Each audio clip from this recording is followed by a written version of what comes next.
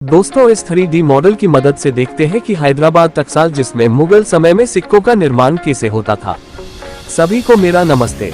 हैदराबाद टकसाल मुगल काल में दक्षिण भारत की एक महत्वपूर्ण टकसाल थी।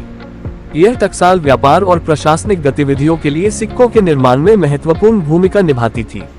निजाम शासन के दौरान भी टकसाल का संचालन जारी रहा और इसे आधिकारिक रूप से 1803 में स्थापित किया गया। मुगल साम्राज्य में सिक्का निर्माण एक सख्त और सुव्यवस्थित प्रक्रिया थी। उच्च गुणवत्ता वाली धातुओं सोना, चांदी और तांबा का चयन किया जाता था और इन्हें शुद्ध किया जाता था। कुशल कारीगरों द्वारा डिजाइन तैयार किया जाता था जिसमें शासक का नाम और धार्मिक श्लोक खुदे होते थे। इसके बाद सिक्के को दो सांचों के बीच रखकर मुद्रांकन किया जाता था जिससे एक स्पष्ट और सुंदर डिजाइन उभरता था। मुगल साम्राज्य में टकसालों का विशेष महत्व था। इन टकसालों में सिक्कों की ढलाई और उनकी गुणवत्ता सुनिश्चित की जाती थी। हैदराबाद टकसाल दक्षिण भारत में व्यापार को बढ़ावा देने के लिए स्थापित की गई थी। यहाँ तैयार किए गए सिक्के न केवल शुद्धता में उत्कृष्ट थे बल्कि ये क्षेत्र की आर्थिक गतिविधियों को भी मजबूत करते थे। मुगल शासकों ने सुनिश्चित किया कि सिक्कों की गुणवत्ता बनी रहे जिससे व्यापारियों और आम जनता का विश्वास कायम रहे।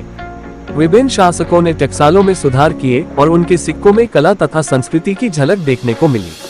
इतिहास हमें सिखाता है कि सिक्का निर्माण केवल एक आर्थिक प्रक्रिया नहीं थी बल्कि यह एक कला थी जो उस समय की परंपराओं और प्रशासनिक कुशलता को दर्शाती थी।